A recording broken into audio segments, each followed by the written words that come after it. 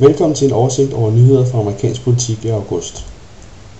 Den demokratiske senator og præsidentkandidat Barack Obama lagde hårdt ud i begyndelsen af måneden. Han fastslog, at han vil jage enhver terrorist, om nødvendigt også i Pakistan. Ved navns nævnelse bedyrede Obama i en tale, at Pakistans præsident Pervez Musharraf ikke gør nok for at bekæmpe al-Qaida-celler i landet. En kæmpe nyhed var det også, da Karl Rove, vicestabschef og personlig rådgiver for præsident Bush, annoncerede sin tilbagetræden. I et interview med Wall Street Journal sagde Rove, at det var det rette tidspunkt, og han gjorde det for sin families skyld.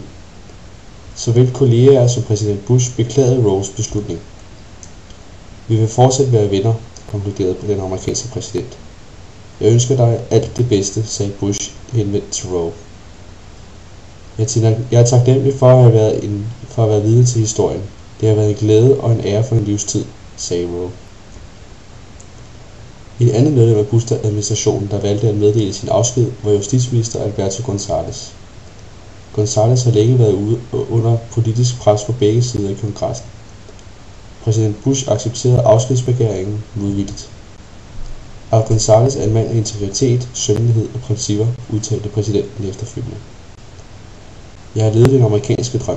Selv mine værste dage som justitsminister har været bedre end min fars bedste dage, sagde Gonzales på et kort pressemøde.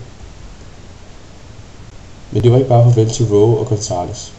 Også pressechef Tony Snow besluttede at sige farvel.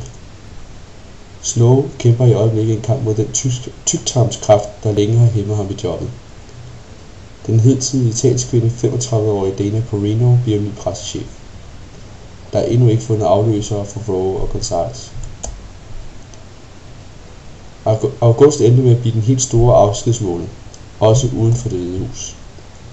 Senator John Warner fra Virginia meddelte også, at han siger farvel og tak efter 5 perioder i senatet. Hans embedsperiode udløber i 2008, og favoritten til at overtage hans plads er den hidtidige guvernør i netop hans hjemstat Virginia, Mark Warner, der er demokrat. At tjene er et privilegium, og jeg opfordrer alle til at finde tid til på et tidspunkt i deres livstid til at tjene andre, sagde Warner. Han har været en stærk og pålidelig partner for min administration, og alle indbyggere i Virginia bør hædre hans fremragende lederskab, sagde Virginias demokratiske guvernør Tim Kaine. I den forgangne måned var der en anden republikaner indblandet i, hvad der kunne have lignet en ny sexskandale. Senator Larry Craig fra staten Idaho var tidligere på måneden blevet anholdt for at have opfordret til homoseksuel adfærd på et lufthavnshotel i St. Paul i staten Minnesota. Ved anholdelsen erklærede han sig skyldig, hvilket også fremgår af politirapporten. Men ved en pressekonference benægtede den ultrakonservative senator. Jeg er ikke bøsse, og jeg har aldrig været bøsse. Jeg overreagerede ved at erklære mig skyldig. Den overreaktion var en fejltagelse, og jeg undskylder for mit fejlskøn, sagde Craig. Flere republikanske kolleger samt Det Hvide Hus og flere præsidentkandidater opfordrede Craig til at forlade sin senatorpost øjeblikkeligt. Craigs embedsperiode udløber i 2008, og han har for få dage siden meddelt sin afgang ved udgangen af september. Den sidste, der er værd at nævne en afsked med, er den forhenværende formand for repræsentanternes hus, Dennis Hastert. Det kom ikke som nogen overraskelse, eftersom Hastert selv har talt om at træde tilbage, især efter det republikanske nederlag ved midtvejsvalget sidste efterår. Han har været medlem af repræsentanternes hus for Ohio siden 1986.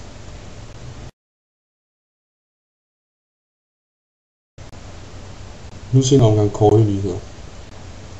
Det kom i august frem, at den amerikanske præsidentkandidat Rudy Giulianis datter Caroline på sin Facebook-side havde valgt at støtte demokraten Barack Obama. Gruppen på Facebook med navnet Barack Obama 1 Million Strong for Obama blev siden slettet fra Caroline Giulianis profil. Formanden for repræsentanternes hus, demokraten Nancy Pelosi, kan imødese modstand for uventet kant ved valget i 2008. Siddiq Sheehan, som mistede sin søn i Irak i 2004, stiller nu op mod Pelosi som uafhængig kandidat. Hun blev næsten verdenskendt, da hun kamperede foran præsident Bush's ranch i Texas i sommeren 2004.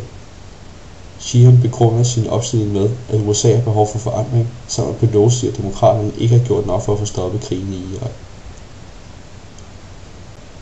Republikaneren Tommy Thompson fra Wisconsin valgte i august at forlade kampen om at blive republikanernes præsidentkandidat efter et dårligt resultat i Ames straw poll. Selvom kongressen holdt sommerferie i august, var der stadig gang i den politiske arena, og september ser ikke ud til at blive en undtagelse på den front. På gensyn.